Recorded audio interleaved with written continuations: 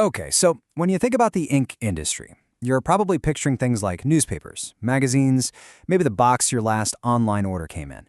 But, underneath all of that, there's this massive, almost silent revolution happening. Japan's biggest chemical companies are making this incredible pivot from just print to high technology. And it's a story that goes way, way beyond just color. It sounds like a riddle, doesn't it? But the answer, well, it lies with the very companies that have mastered the science of color and materials for decades. The exact same precision chemistry that's used to print a newspaper is now being totally re-engineered to build the batteries for your next electric car. It's wild, and it's the new reality for this industry. So today, we're going to dig into the three titans of this space, who I'm calling the three kings of color. First, you've got the global leader, DIC, a true giant focused on what it calls structural reshaping. Then there's Artience, the bold pioneer that's all about reinventing its brand. And finally, Sakata Inx, the specialist who is laser-focused on green growth. And as you can see from this HDIN Research data, we're talking about very different companies with very different game plans. All right, let's start with the biggest player on the board, DIC. Their strategy isn't just a small pivot. It's what I'd call a full-blown empire's gambit. It's a huge, high-stakes maneuver to fundamentally reshape their entire business for a totally new era. Now, what's so interesting here is the duality of their position. On one hand, DIC's greatest strength is its absolute, undeniable scale, which they built through massive acquisitions. Their functional products division is a cash cow, funding their future. But, and it's a big but, that same scale is their biggest challenge. They are the most exposed to the decline of traditional printing. And, as HDIN Research points out, a key acquisition they made in the semiconductor space is already showing some signs of risk. And to put that scale into perspective, just look at this number. We're talking over $7 billion in revenue. This is the financial engine that lets them make these enormous strategic bets on whatever comes next. And this visual just perfectly illustrates their plan. See, on one side you have their core legacy businesses. They're not ditching them, but they are in what they call a structural retreat, pulling back a bit and using them as a stable foundation. On the other side, well, that's where the money and the focus are really flowing, into these growth businesses, semiconductors, batteries, even AI. It's about as clear and decisive a shift as you can get. Okay, so let's move on to our second company, Sakata Inx. Their approach is completely different. They aren't trying to be the biggest fish in the sea. They're aiming to be the smartest by carving out a really specialized niche for themselves on the green frontier. So for Sakata Inx, the crucial thing to understand is specialization. Their strength is really twofold. First, they have a massive international footprint, which protects them from things like currency swings. And second, they have a deep, deep commitment to green technology, which is a huge growth market right now. The challenge? Well, they're smaller. Their core packaging ink business has to fund all of their new R&D, and they're facing some really intense competition and margin pressure, especially out of China. This chart really says it all, doesn't it? Almost 80% of their revenue comes from outside Japan. This makes them a truly global company, with a huge presence in the Americas. This diversification gives them a kind of stability that's just central to their entire model. And their green strategy? Look, this isn't just marketing fluff. We are talking about real, tangible commitments.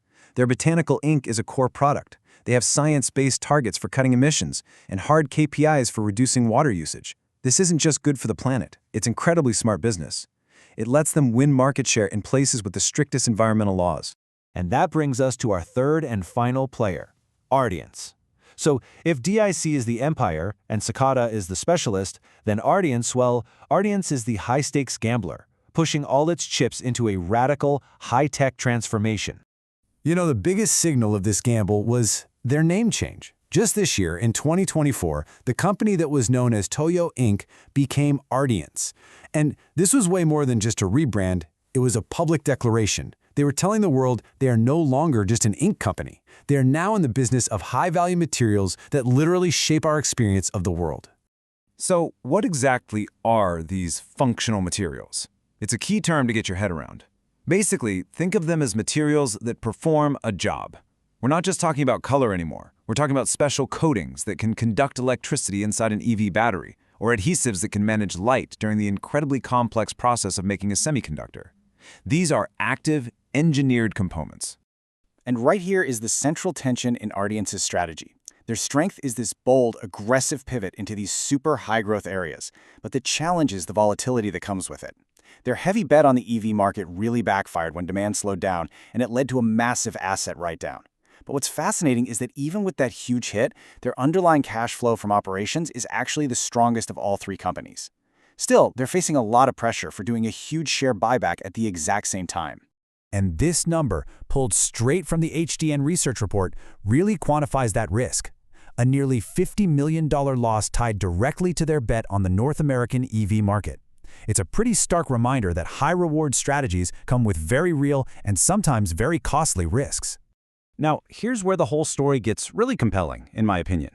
These companies aren't just running separate businesses in silos. No, the true innovation edge, the secret sauce, is coming from the cross-pollination of technologies between their old and new worlds.